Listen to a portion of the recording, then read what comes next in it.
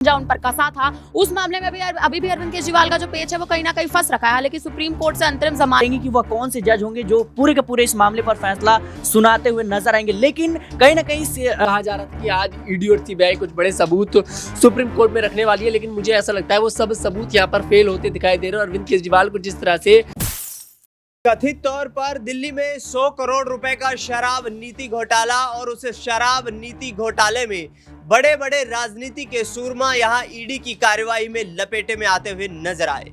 लिहाजा दिल्ली की कुर्सी पर बैठे अरविंद केजरीवाल भी इस पॉलिटिकल क्राइसिस से बच नहीं पाए और जिस तरीके से ईडी ने लगातार 10 समन जारी करते हुए अरविंद केजरीवाल को पूछताछ के लिए बुलाया, लेकिन अरविंद केजरीवाल पूछताछ के लिए उपलब्ध नहीं होते हैं। तमाम यहाँ पर जो है सियासी अटकलें लगाई जाती है कि क्या अरविंद केजरीवाल वाकई इस पूरे पॉलिटिकल कहीं ना कहीं कॉन्स्पिरेटर बनते हुए नजर आ रहे हैं। कहीं ना कहीं इस मामले में क्या उनकी सीधी इन्वॉल्वमेंट है। ईडी की तरफ से यहाँ पर तमाम सबूत पेश किए जाते हैं।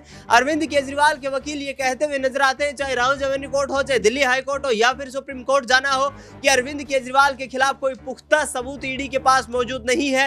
हालांकि अब बड़ी खबर यह है कि अरविंद केजरीवाल को सुप्रीम कोर्ट से अंतरिम जमानत मिल गई है। जी हां, अरविंद केजरीवाल दिल्ली शराब नीति मामले में जिस तरीके से गिरफ्तार किए गए थे उसके बाद लगातार उनकी याचिकाएं लगाई जा रही थी। सुप्रीम कोर्ट में उनकी याचिका पर सुनवाई हुई, यहाँ सुप्रीम कोर्ट से बड़ी राहत मिलती नजर आई। लेकिन ये मामला जो है, ये पूरा केस जो है बड़ी बेंच को ट्रांसफर कर दिया गया है। सीजेआई डीवाई चंद्रचूड़ की अगुवाई में यहाँ पर एक बेंच का गठन किया जाएगा और बेंच इस पूरे मामले पर सुनवाई करेगी। तब तक अरविंद केजरीवाल हो सकता है कि जेल की सलाखों के पीछे से बाहर आ जाए, लेकिन अभी तक सस्पेंस बना हुआ है क्योंकि सीबीआई ने भी पिछले दिनों अरविंद केजरीवाल को पेशी के दौरान ही गिरफ्तार कर लिया था। ऐसे में तमाम पहलुओं पर चर्चा करेंगे। न्यूज रूम में मौजूद हूँ, सिराज मेरे साथ मौजूद है। सिराज, किस तरीके से देखते हैं केजरीवाल, क्या आपको राहत की उम्मीद आम आदमी पार्टी और अरविंद केजरीवाल के लिए कि जेल की सलाखें टूटेंगी? जी बिल्कुल, ये एक राहत की उम्मीद जरूर है, लेकिन केजरीवाल की रिहाई अभी भी मुश्किल नजर आ रही है क्योंकि ये जो पूरा का पूरा मामला था, अभी इस मामले की सुनवाई ईडी मामले में हो रही थी और जाहिर सी बात है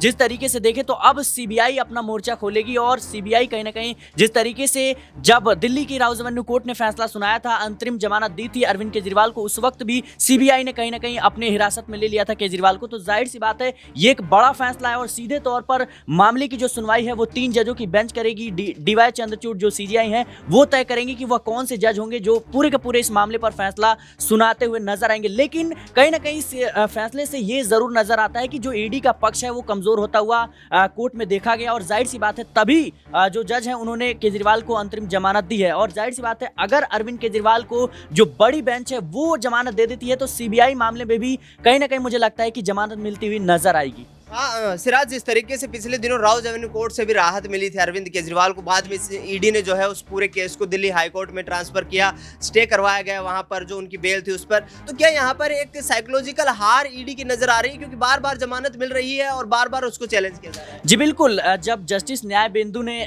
जब फैसला सुनाया था उस वक्त साफ तौर पर उन्होंने कहा था कि अरविंद केजरीवाल की गिरफ्तारी जो है पूरी तरीके से निराधार है और जाहिर सी बात है उन्होंने कहा था कि आप कब तक तारीखों पर तारीख करते रहेंगे, कब तक आप हिरासत में रखेंगे, जब आपके पास पुख्ता सबूत नहीं है तो आप किसी को कब तक जो है जेल में रखेंगे। और यही सेम बात जो है अरविंद केजरीवाल की पत्नी सुनीता केजरीवाल कहती हुई नजर आई थी कि क्या सालों साल जो है आप जो है सुनवाई चलती रहेगी, तारीखें चलती रहेंगी और कहीं ना कहीं मेरे पति अरविंद केजरीवाल जेल में ही रहेंगे। ये तमाम जो सवाल हैं वो ईडी की कार्रवाई पर उठते हुए नजर आ रहे थे और जाहिर सी बात है जिस तरीके से ईडी ने पूरे के पूरे मामले को लंबा खींचने का जो एक टाइम पीरियड लिया है, जाहिर सी बात है अब उस पर सवाल उठने शुरू हो गए कि आखिर ईडी की मंशा क्या है, इसके पीछे जो है पूरी के पूरी जिस तरीके से आम आदमी पार्टी के तमाम वो नेता आरोप लगाते हैं कि राजनीतिक षड्यंत्र रचा जा रहा है और खास तौर पर देखा जाए तो दिल्ली में अब विधानसभा चुनाव नजदीक है और ऐसे में आम आदमी पार्टी के लिए एक बड़ी राहत जरूर है। अरविंद केजरीवाल की रिहाई आम आदमी पार्टी के लिए एक बड़ी राहत हो सकती है। तनुज मेरे साथ मौजूद हैं, किस तरीके से देखते हैं यहाँ पर ईडी की तरफ से, सीबीआई की तरफ से, दोनों तरफ से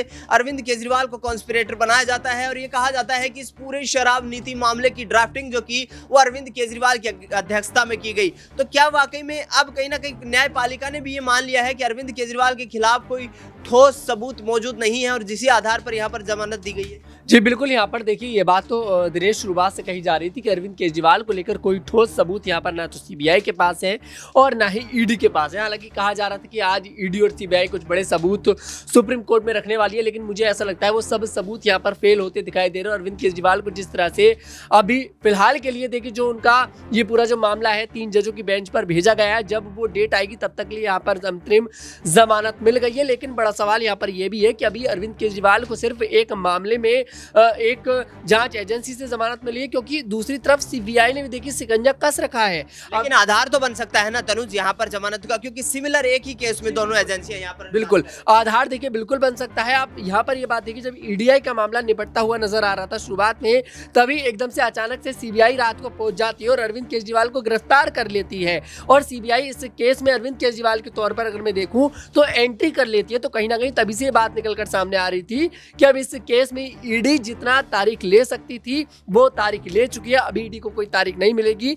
इसलिए इस मामले में सीबीआई ने एंट्री करी। अब देखते हैं कि आखिरकार सीबीआई कितनी तारीख और लेती है, क्योंकि अरविंद केजरीवाल को जमानत मिलेगी, आने वाले समय में जेल से जरूर बाहर आएंगे। ये बात तो देखिए कंफर्म दिखाई दे रही है। आश्रुति से जानने का प्रयास करेंगे कि आखिरकार अरविंद केजरीवाल कब तक जेल की सलाखों के पीछे से बाहर आ पाएंगे, क्योंकि सर्वोच्च न्यायालय ने यहाँ पर जो है अंतरिम जमानत दे दी है। तो ऐसे में क्या ईडी अब कमजोर होती हुई नजर आएगी? क्या यहाँ पर अब जमानत का विरोध भी ईडी की तरफ से नहीं किया जाएगा, सुप्रीम कोर्ट हो या दिल्ली हाईकोर्ट हो? देखिए बिल्कुल, अभी जैसे मामला कहीं ना कहीं ट्रांसफर करा गया है 3 बड़ी जजों की बेंच को, तो मुझे लगता है ईडी कहीं ना कहीं याचिका तो जरूर दायर करने की एक बार फिर कोशिश करेगी कि अरविंद केजरीवाल की जो जमानत है उसको रोक दिया जाए। क्योंकि आप देखें अभी ईडी के मामले में उन्हें जमानत मिली है, लेकिन सीबीआई ने जो शिकंजा उन पर कसा था उस मामले में अभी भी अरविंद केजरीवाल का जो पेच है वो कहीं ना कहीं फंस रखा है। हालांकि सुप्रीम कोर्ट से अंतरिम जमानत अरविंद केजरीवाल को एक समय निर्धारित के लिए दे दी गई है, लेकिन अभी भी आप देखें अरविंद केजरीवाल पूरी तरह से रिहा नहीं हुए, यानी खुशी का मंजर अभी भी आम आदमी पार्टी के खिम्मे में नहीं होगा। और जो सवाल कहीं ना कहीं उठ रहे हैं कि क्या ईडी एक बार फिर से अरविंद केजरीवाल पर शिकंजा कसने का प्रयास करेगी, तो बिल्कुल देखिए अभी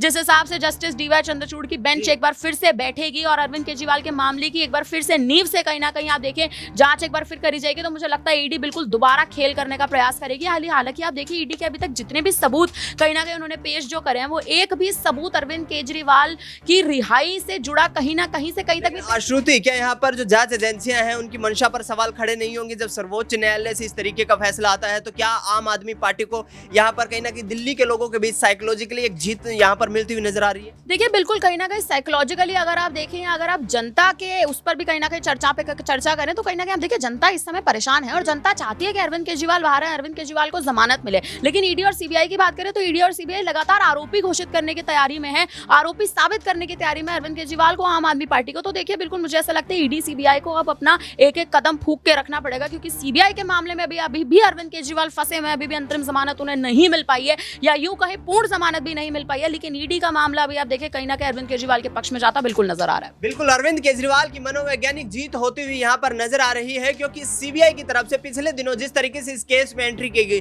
उस एंट्री के दौरान ये कहा गया कि दिल्ली में जो प्राइवेट शराब होलसेलर है उनके मुनाफे में यहाँ पर जबरदस्त वृद्धि देखने को मिली है, और ये पैसा कहीं ना कहीं आम आदमी पार्टी के नेताओं के द्वारा चुनाव में इस्तेमाल किया गया।